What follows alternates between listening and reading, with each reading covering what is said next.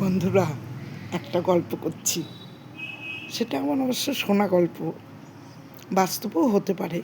শুনেছি গল্পটা। এক বৃদ্ধ, প্রায় 80 বছর বয়স, আর এক বৃদ্ধা হসপিটালে ভর্তি। দু তিন দিন হয়ে গেল ভর্তি। তারপরে বৃদ্ধা মারা গেলেন। যখন মারা গেলেন, তখন এক নার্স জিজ্ঞেস করলেন যে, আপনার কি মাসিমা, আপনার কি কোনো আত্মীয় স্বজন নেই?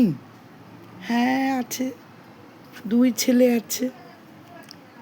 2 ছেলে যখন আছে, তাহলে ছেলেরা আসে না কেন?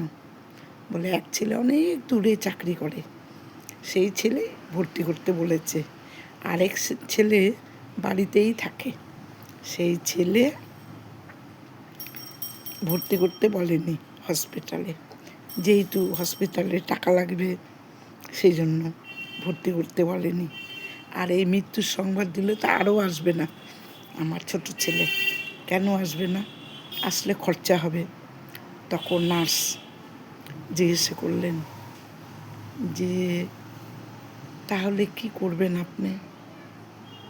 তখন বলছে, দেখি সকাল হোক মা, সকাল পর্যন্ত আমাকে একটু থাকতে দিন। নার্স তখন বলল, ঠিক আছে, তাহলে সকাল হোক। তখন সেই বৃদ্ধা যে মারা গেছিল, তার মুখখানে চাদরে ঢাকা ছিল, সেই ঢাকাটা খুলে একটু কেঁদে কেঁদে বলছে যে, উনি তো বৃদ্ধা তো মারাই গেছেন। কেঁদে কেঁদে বলছে, দেখো, তুমি সবার জন্য করেছো, কিন্তু তোমার জন্য কেউ কিছু করছে না। আর তুমি আমার জন্যও কিছু করে রেখে যাওনি, যে তোমার শেষ কাজটুকুন যে আমি করব, সেই পয়সাও আমার কাছে নেই। বলে কাঁদতে কাঁদতে ওই চোখের জল 2 ফোঁটা সেই মৃতদেহর মুখের মধ্যে পড়ল। তারপরে ওটা নার্স বসে বসে দেখলো যে বৃদ্ধা কাঁদছেন বসে বসে তার স্বামীর কাছে। তারপরে মুখটা ঢেকে দিল। তারপরে সকাল হলো, ভোর হলো। তখন নার্স বলল যে, মাসিমা, আমার কাছে এই 1000 টাকাই আছে, এই 1000 টাকা আমি দিতে পারি, এটা দিয়ে মেসমশার শেষ কাজটা করুন। তখন ওই 1000 টাকা নিয়ে তখন সে শ্মশানের কাজটা করলো। তবুও 2 ছেলের 1 ছেলেও আসেনি বাবাকে নিতে।